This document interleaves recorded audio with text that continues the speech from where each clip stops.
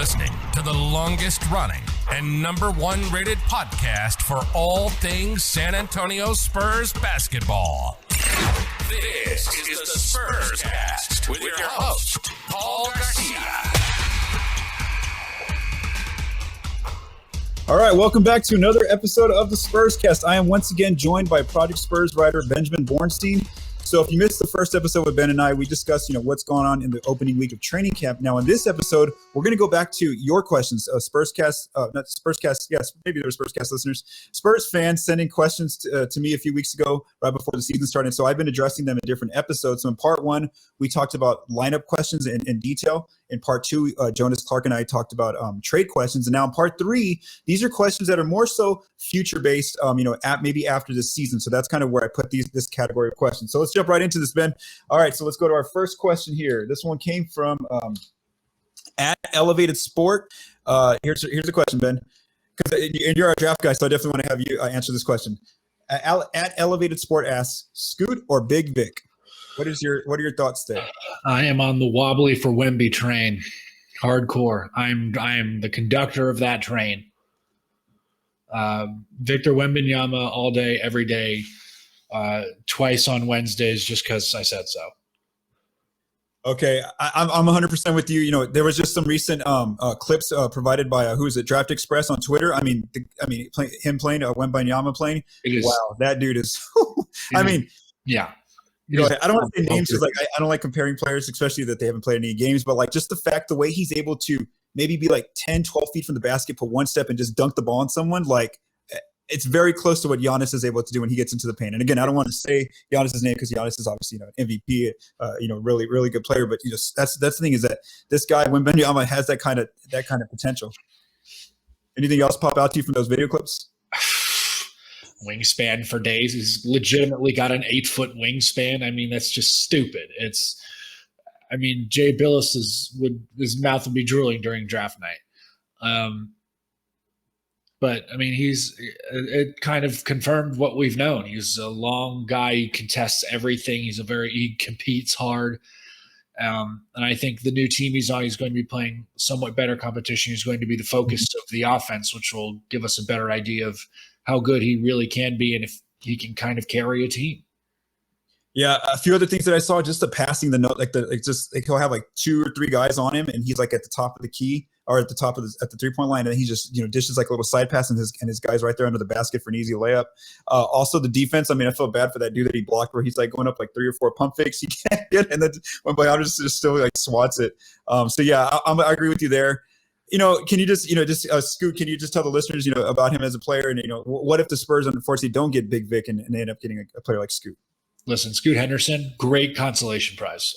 That's the best consolation prize you are ever going to have. Great guard, super fast, can pass the ball very well. Does get a bit flashy at times, but he was basically dominating grown men in the G League last year. He was unfazed by anybody who guarded him. He truly believed he can blow by anybody, and he showed it. He's got to work on his shooting a bit. He's not really consistent from 3. Probably has to work on the mid-range a little bit, but he gets to the rim basically at will.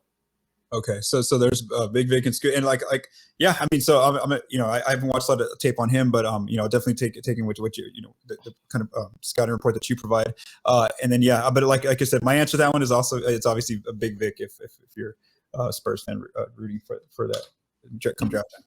All right, the next question comes from at AJ Fialo. They ask, how can the Spurs get the first pick? So the way to get the first pick is you want to try to have your best lottery odds. So in order to do that, you need to finish top 3 of the worst records. So 30th, 29th, or 28th this season. If you do that, according to Tankathon.com, you will get a 14% chance in the NBA lottery. If you finish 27th, you get a 12.5% chance, 26th, 10.5% chance, 25th, 9%, and then 24th, 7.5% chance. On the Magic, I see. So yeah, so what I did was, knowing what you got to do as far as your team to do that, Then I went to the over/under by Bovada as of Wednesday evening, and the Spurs are kind of, if the season goes as the over/unders are supposed to go, the Spurs would end up with a chance at getting the best odds of trying to get that number one pick. So right now they would finish either 29-28 tied with the Rockets with 23.5 wins. Is their over/under? The Thunder are ahead of them. Actually, it's expected to finish last with that injury to Shai Gilgeous-Alexander, and then also Chet Holmgren out for the year with 22.5 wins. But the thing is, Ben, like the Pacers aren't far, the Jazz aren't far, the Magic aren't too quick. I mean, these are just a couple of games that if the Spurs win and those teams end up losing those extra games, the Spurs could find themselves with that 9% chance or 7.5 or 10.5% chance.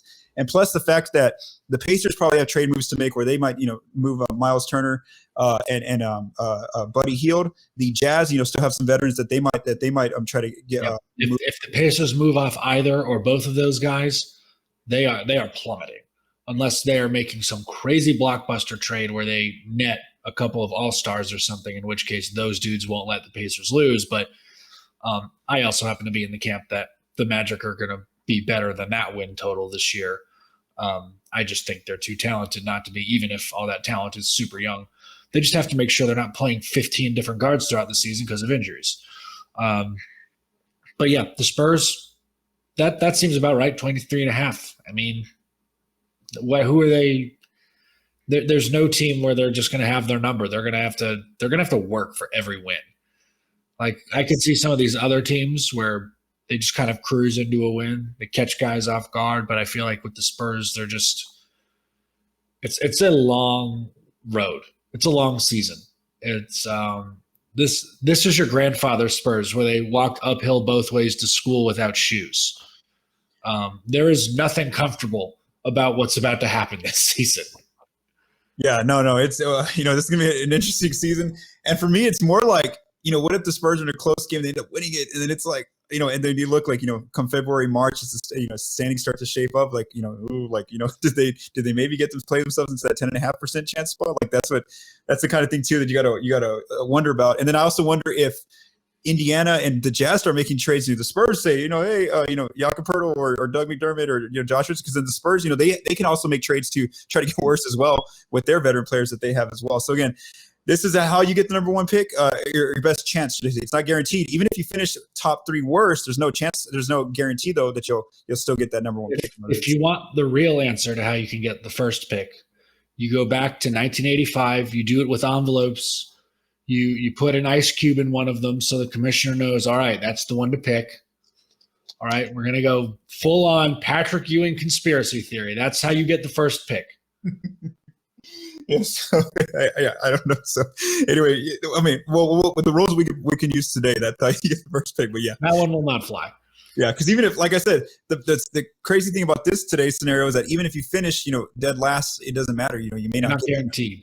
Not guaranteed. Yep. And like we talked about how Big Vic is going to likely be that one. You have to get the number one pick to end up getting him most likely. All right. Our next question comes from @SickWithIt98. They ask, are there any free agents the Spurs will target in the future to be competitive again? So this one's a little tough. So what I did was I just kind of looked for all-stars that are going to be free agents next year. And I really only found 3, and I can't see these 3 players joining the Spurs. This is Chris Middleton. Again, he's not going to take you, to and he has a player option. Yeah, he has a player option. Exactly. He's not even technically a free agent. It's going to be real hard to turn down $35.5 million. Exactly. James Harden's also has a player option. He was an all-star last year, but again, you can't see Harden coming to a young Spurs. It's going to be a no for me, dog. Yeah. So yeah, exactly. So I just see it's a no, and then technically because he's an all-star because he got voted in by the fans. Andrew Wiggins is a free agent, unrestricted, but again, he's not. He's not going to put the Spurs on. I mean, playoff pictures. So it's going to be hard for him to re-sign with the Warriors just because of all of the money they've handed out this summer. So I wouldn't say never with him, but I mean, there's not a lot of great choices, but Miles Turner is in there, but you're assuming he doesn't give a guarantee to the team. If he gets traded, you don't know if he's going to say, hey man, you sign me or you trade for me and I'll sign an extension with you. You don't know if that happens. I mean, Kyrie Irving is an unrestricted free agent, but as long as Coach Popovich is the coach, I don't believe he is ever going to be able or be allowed in San Antonio. Jeremy Grant is an interesting option out of Portland. Mm-hmm. There's a lot of like older guys who are becoming free agents, and not a lot of guys at the right position. There's a lot of like younger guards, like a Gary Trent Jr., Malik Beasley, but Beasley, they have a team option on him. Gary Trent has a player option. So there's not a lot of options. There's not a lot of choices for free agents this summer. I mean, you could potentially wait another summer, and if you're bad enough again, you just draft LeBron James's son and he'll sign with you. From what I was thinking, it was like the reason I was looking at All-Stars is because like if we just look at with an All-Star that was DeJounte Murray, they at least made the play-in team. So that's what I mean, just to get to at least that realm. And again, those free agents are those All-Stars that are coming up next year in free agency. I don't think they would join the Spurs, and then also I don't think they would take them to that level.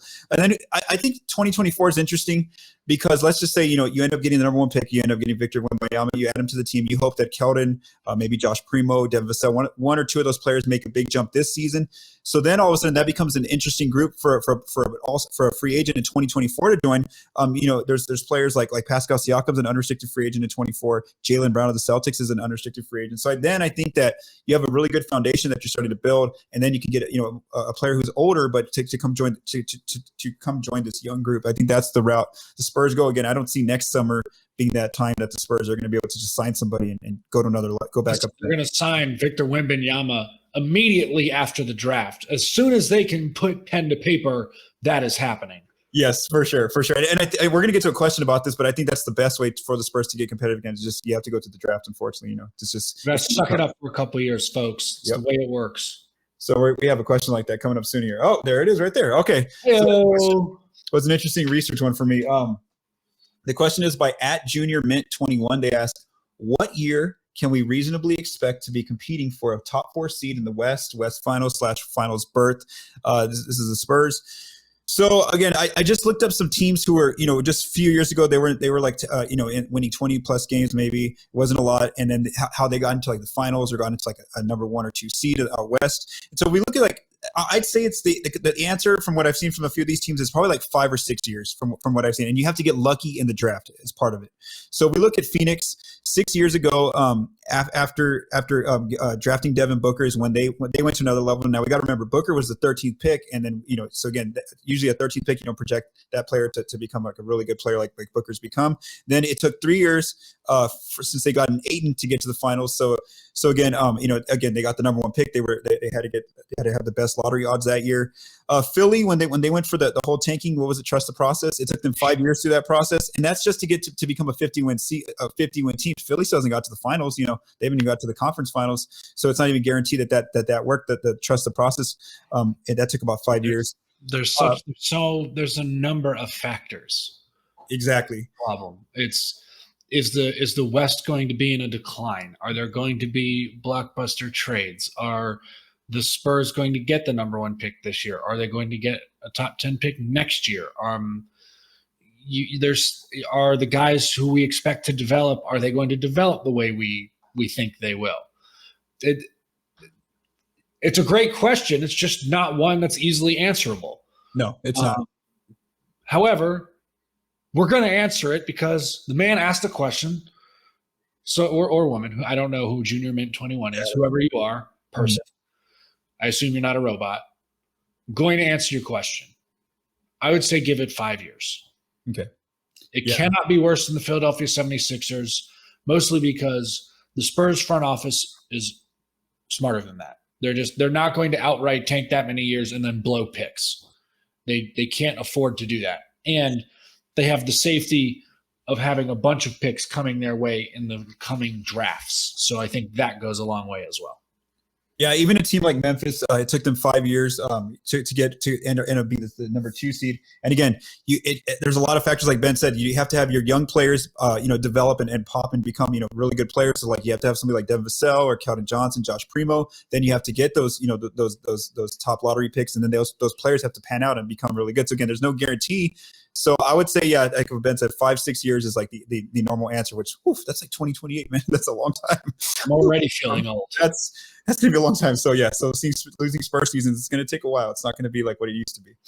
All right, our last two questions here before we wrap up come from Hurimer. They ask salary implications with the new numbers released. So we know that the NBA put some new projections for next year's salary cap. And so I'll just answer this one real quick. The Spurs, let's just say they get the number one picks. They have Victor Wembanyama's cap hold. They are projected, if they let all their free agents walk and let go of any players on non-guaranteed deals, they are projected to open up to $64.7 million in cap space, which is a lot of cap space next offseason. But like Ben and I said, there's not really a lot of players that that are, you can sign some players, but again, there's not going to play that player that's going to take you to another level in this free agent group that would join the Spurs. And then our last question comes from @2way-hoops. They ask Blake or Malaki potential wise.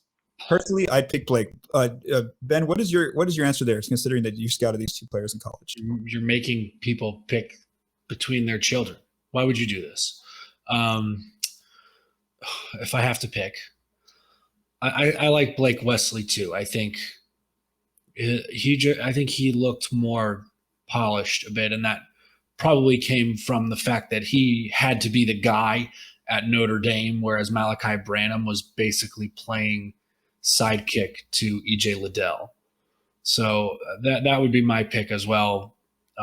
Potential wise, Blake Wesley already showing a bit more.